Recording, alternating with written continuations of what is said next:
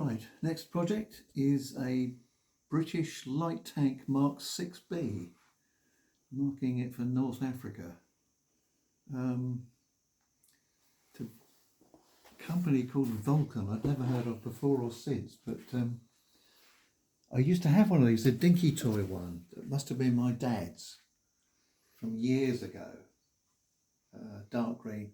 I'm sure originally it came with a chain track, so it could have been pushed along. But I had that for ages. When I bought an Airfix Sherman tank when they first came out, I painted this one dark grey, the dinky toy one, and put crosses on it. It'd be a German tank. And I've regretted I've long lost it. So I'm going to build this thing. I think the parts are tiny, I think. But and that's the lower hull. That's the turret. What scale is it? 1/35th. 3-man tank. 2 in the turret and 1 driver. And they were pretty much obsolescent by the time the war began, but they were still using them. An awful lot were lost in France after the German Blitzkrieg. There's the tracks. But they were fast, and they were used in the desert campaigns early on for reconnaissance a lot because of the speed. Only lightly armed. I think they had 2 machine guns, a 1/2 inch and a 303. But for me, the camouflage is fascinating. It's what's called the counter camouflage scheme.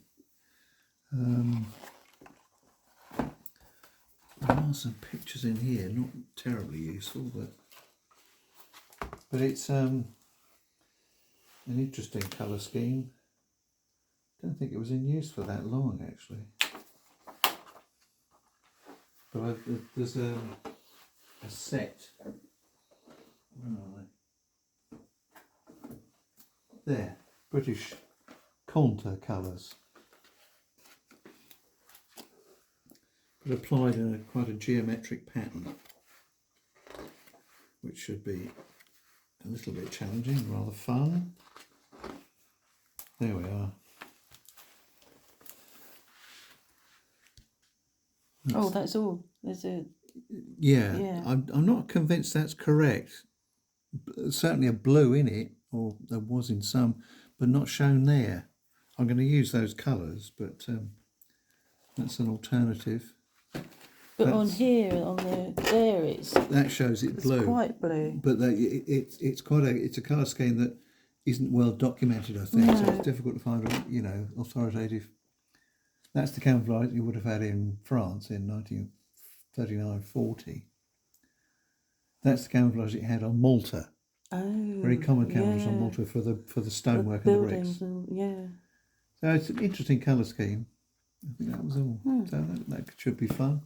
A bit challenging because of the size, I think. I'll have to use my microscopes and fine tweezers and the rest of it. But yeah, good. Right. Here we are. Vazzy.